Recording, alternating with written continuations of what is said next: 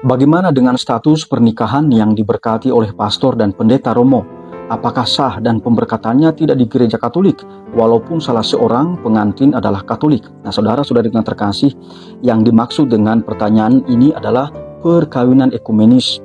Nah, sebelum saya membahas perkawinan ekumenis, saya mau menegaskan prinsip perkawinan Katolik sesuai dengan kanon 1108, bahwa orang Katolik terikat dengan tata peneguhan perkawinan secara Katolik, yaitu dilangsungkan di hadapan Romo, dan di hadapan dua orang saksi, dan dilangsungkan di dalam gereja Katolik.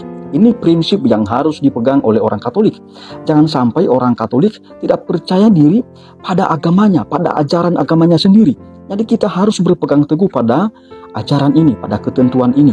Nah, saudara-saudariku yang terkasih, tentu saja kalau terjadi perkawinan campur beda gereja, maka kalau ada kesulitan untuk melangsungkan perkawinan persis seperti tata perayaan perkawinan Katolik ini, maka gereja Katolik memberikan solusi yang disebut dengan perkawinan ekumenis. Nah, perkawinan ekumenisme itu dalam arti begini: perkawinan yang dirayakan antara seorang Katolik dengan seorang dari gereja bukan Katolik, dengan dihadiri oleh pelayan dari gereja Katolik, dia pastor atau bapak uskup, dan juga sekaligus dihadiri oleh pendeta dari gereja Protestan itu. Tetapi ada ketentuannya. Ketentuannya yaitu pelayan Katolik, Romo, atau diakon atau bapak uskup, yang meminta dan menerima kesepakatan perkawinan kedua mempelai. Jadi bukan pendeta yang meminta dan menerima kesepakatan nikah dari kedua mempelai itu. Karena ada dialog antara mempelai dengan pastor sebelum masing-masing pengantin itu menyatakan janji atau kesepakatan perkawinan mereka secara pribadi-pribadi. Itu mereka saling menerimakan kesepakatan nikah di antara mereka secara personal. Tetapi sebelumnya itu ada dialog antara Romo dengan calon pengantin. Nah, ini harus dilakukan di hadapan Romo, dan harus Romo yang melakukan itu. Tapi saudara-saudariku yang terkasih, perayaan ekumenisme itu harus ada alasan yang wajar dan masuk akal. Nah, misalnya alasan yang wajar dan masuk akal itu adalah untuk mempromosikan gerakan ekumenisme yang sehat. Jadi bukan karena orang Katolik kalah atau karena orang Protestan kalah atau saling merendahkan satu sama lain. Bukan karena itu. Jadi kalau itu terjadi, itu jangan justru dikabulkan. Lalu yang kedua, ketidakmungkinan pihak bukan Katolik merayakan perkawinan di luar gereja atau komunitasnya tanpa timbul sandungan berat mengingat jabatan atau tingkat keaktifannya dalam gereja atau komunitasnya. Jadi malah kalau dia menikah di luar gerejanya, itu justru dia mengalami batu sandungan. Lalu yang berikutnya adalah ketidakmungkinan pihak bukan Katolik merayakan perkawinan di luar gereja atau komunitasnya tanpa sanksi terhadap dirinya sendiri dan keluarganya. Jadi ini sebenarnya gereja Katolik memberikan solusi untuk menghindari pihak bukan Katolik dan juga pihak Katolik tidak mengalami konflik.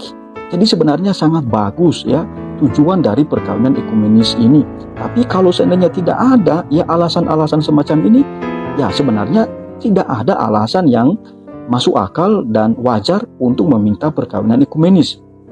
Lalu yang perlu diperhatikan adalah perayaan perkawinan secara ekumenis yang dilaksanakan di gereja Kristen, bukan di dalam gereja Katolik, hendaknya diminta izin kepada ordinaris wilayah tempat dirayakannya perkawinan itu. Jadi ordinaris wilayah itu adalah bapak uskup atau Romo Vikaris Jenderal atau Romo Vikaris Episkopal Teritorial.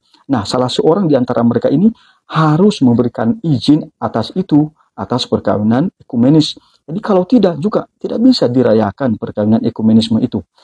Lalu yang berikutnya yang harus diperhatikan adalah kedua mempelai ini terutama yang Katolik itu harus berjanji sesuai dengan kanon 1125 bahwa dia tidak meninggalkan iman Katolik. Semua anak dididik dalam gereja Katolik dan dibaptis dalam gereja Katolik. Jadi harus ada kesepakatan ini dulu baru ini dikabulkan yang namanya perkawinan ekumenis ini.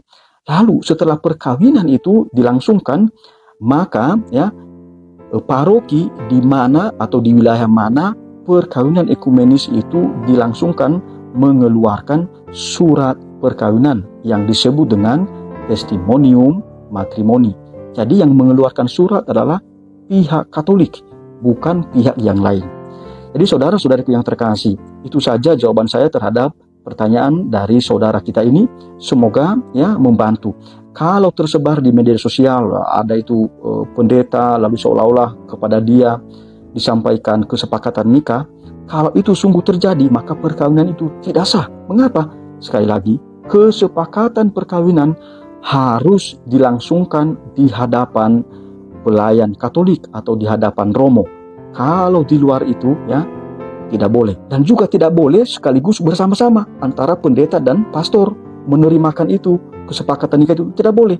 Atau juga di hari yang sama, di waktu yang sama itu ya, masing-masing ya romo pertama menerima kesepakatan, lalu baru kedua pendeta juga melakukan penerimaan kesepakatan perkawinan. Nah itu juga perkawinan itu tidak sah. Sekali lagi, wajib kesepakatan nikah itu dilangsungkan di hadapan romo ya, di hadapan pelayan Katolik.